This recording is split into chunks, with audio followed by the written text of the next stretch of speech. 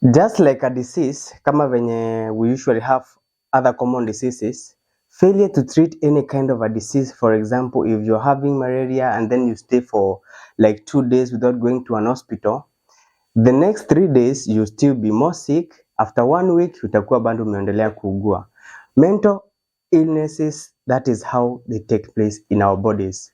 Failure to undertake a certain kind of intervention, it leads to a worsening of the situation. So stress is the beginning of the whole mental illnesses now I want to talk about here. Stress, everyone has ever felt stress.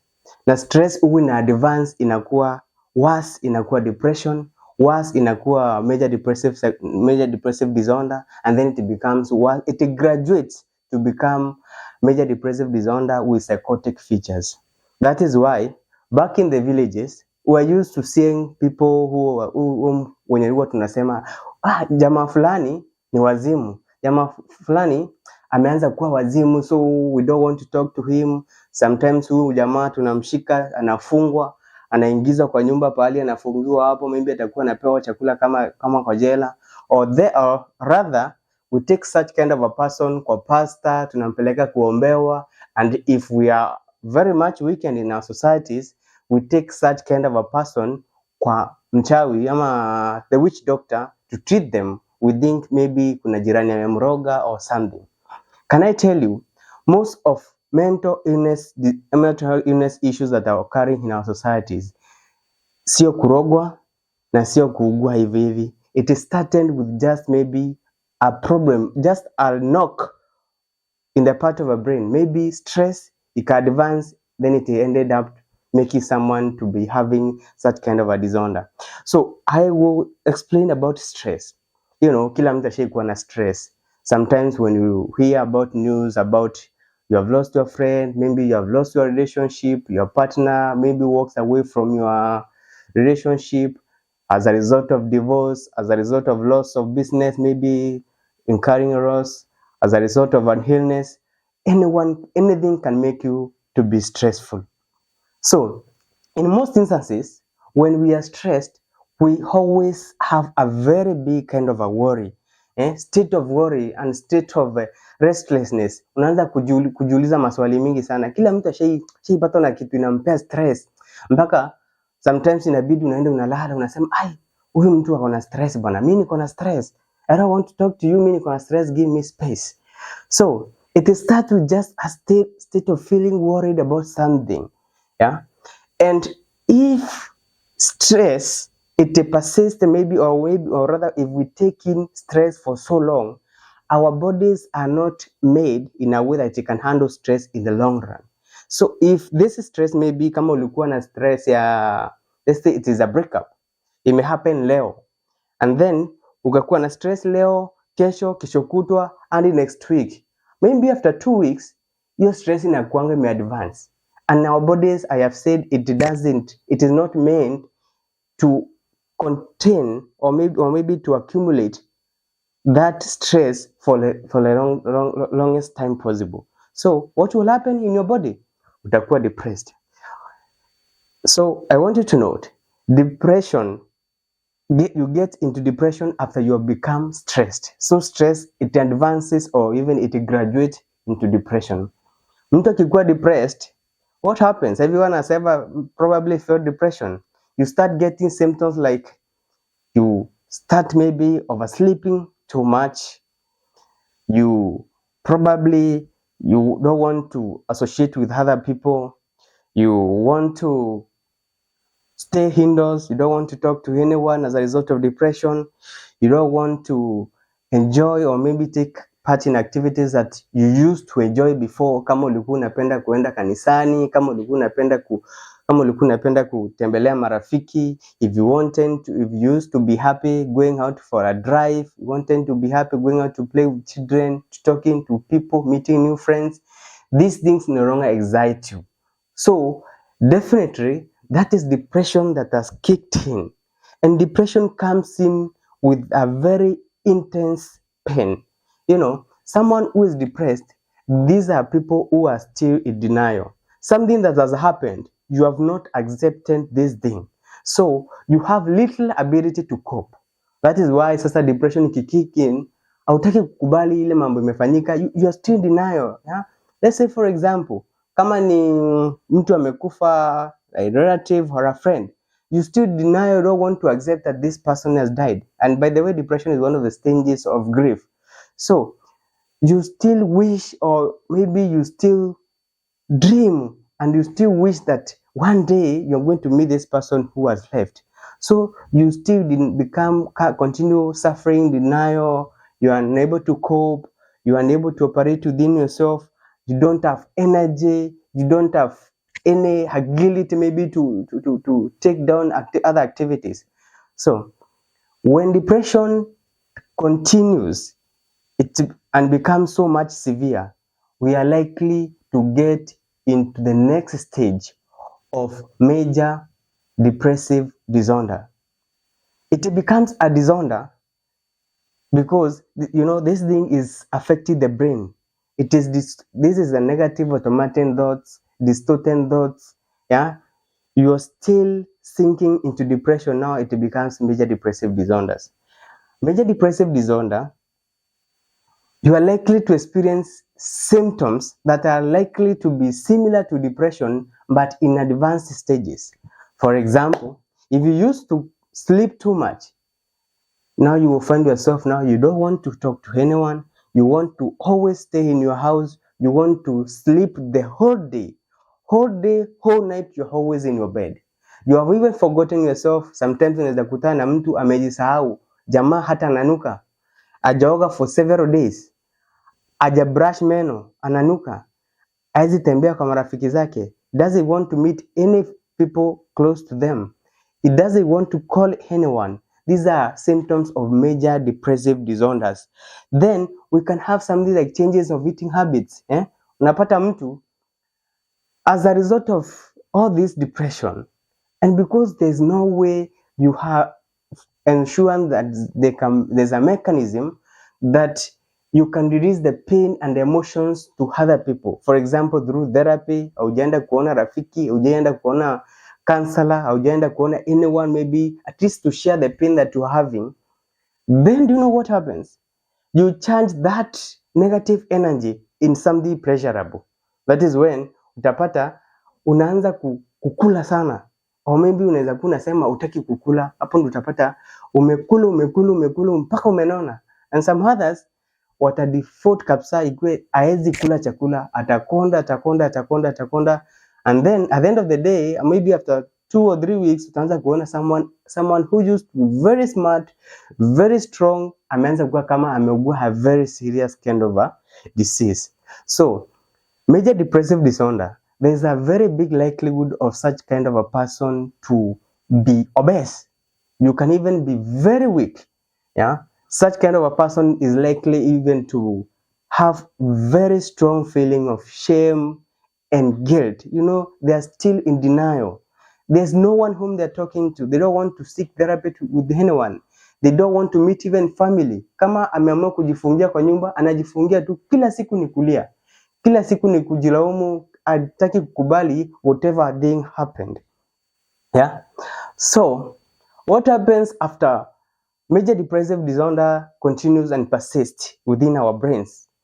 It advances to something we call major depressive disorder with psychotic features.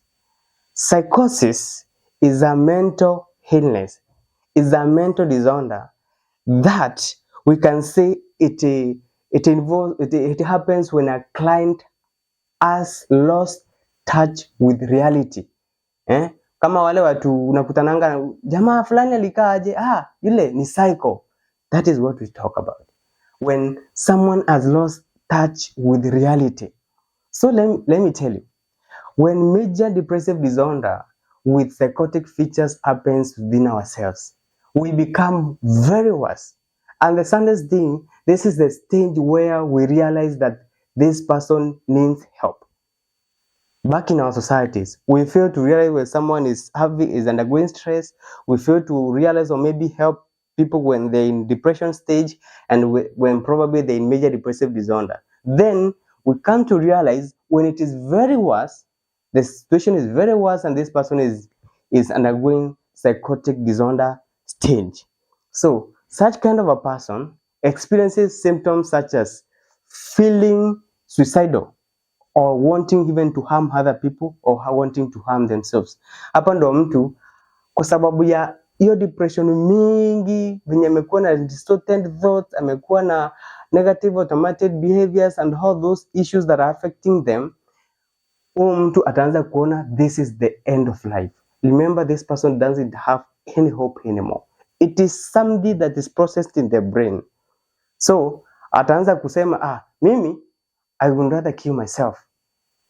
Hajionei maana, atasema I am better off when I am dead. Ama anaweza kuwa na machungu aseme I want to kill my family. Huo ndo utashtukia kwa news jioni in 7 pm, unaanza kushtukia kuna mtu fulani alienda akachukua nyumba yake watoto akajifungia akajiua na hao watoto, because this is the stage where people start feeling suicidal. You don't want to see the bigger picture ahead. You don't want to see, there's nothing that makes sense in the future. Unaanza kusikia sasa you are better off, you're feeling it is better for you to die rather than continue living in this world. Then the other factor, such kind of a person experiences delusions and hallucinations. Hallucinations, seeing and hearing things that do not exist. In the market ama deep in the villages where kuna watu wazimu, wale tunawaitanga wazimu, unaweza enda unapata jamaa ametulia hivyo na unaona anaongea ama anajibu na hujui ni nani anaongea na yeye. Trust you me, huyu jamaa deep in his brain kuna voices anasikia na ana respond. This is what happens now when we are in major depressive disorder with psychotic features. This person starts to hear sounds that do not exist, voices that do not exist, starts seeing things that do not exist. That is when hata usiku akiwa amelala ama akiwa kwa nyumba unaanza kusikia jamaa ana scream kwa nguvu mpaka unaanza kushtuka, what happened to someone? Ameanza kukua wazimu.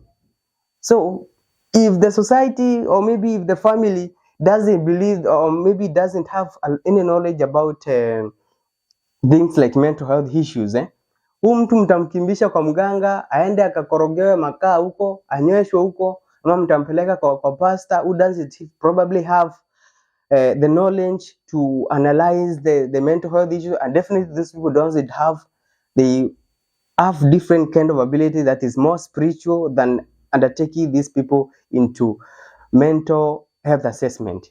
So things like delusions, having false beliefs, kuna mtu anaanza kukaa hapo anaanza kukua na false beliefs like delusions like jealousy. If he is a husband anaanza kuona bibi yake anaanza kumuona kama kuna she's cheating. Yani you start having some negative beliefs, false beliefs about something. Huyo mtu hata ukimwambia kitu yote haizi kuamini.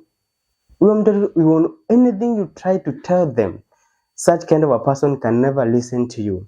So when delusions and hallucinations kicks in, such a person becomes worse off. The last one, these people become violent and aggressive. This is the feature that is so much common in our societies. Hao watu wenye tunasema ni wazimu wanaanzanga kuturusha mawe, wanaanzanga kukimbiza watu, and I know everyone has ever seen such kind of people. Unaona jamaa tumesema yeye ni wazimu, anaanza kukimbiza watu, anaanza kuchapa watu kwa barabara, kupiga watu mawe, and the condition becomes very worse. And sometimes unaona tumemfunga kamba, tumempeleka kwa polisi wanamfungia, anarudishwa nyumbani, anafungiwa, anaanza kupewa chakula kama mfungwa. Jamani, these people are undergoing mental illness issues. When they are this worse, little can be done to them. But the solution for all this, what is the solution for all this? We take these people for mental health assessment. Only a mental health practitioner can help them. This is where now they will be required to be kept in a specified facility for some time until they become stable. Hapo watafanyiwa assessment, hapo unasaidiwa probably na psychotic medications, The counselors and maybe the mental health practitioners, they work hand in hand with psychiatrists to ensure that these people are going to undergo proper mental health assessment. The best thing in this is that they're going to be given medication. Kuna psychotic medications, kuna antidepressant that are administered to such kind of people. Kuna therapy that is going to be administered within those kind of people. Then, after few weeks or few months, depending on the severity of the matter, such kind of a person is going to be helped and they're going to be released back into our homes.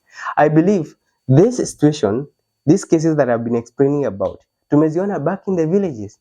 I used to see someone who was almost mad, and this guy was taken back into the villages. Alienda akakimbizwa kwa waganga, akafanyiwa, and the solution was becoming more worse.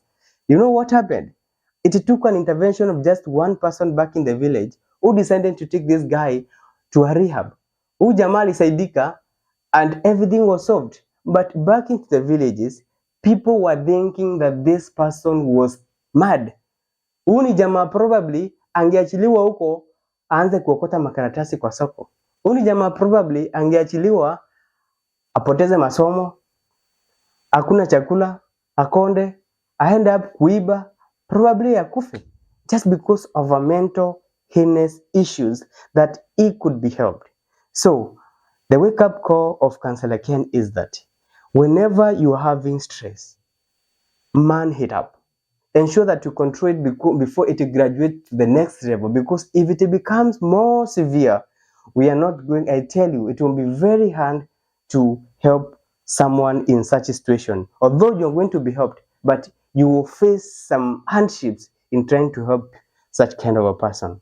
So mental illness issues are so much common in our villages, and we need to ensure that we are helping everyone.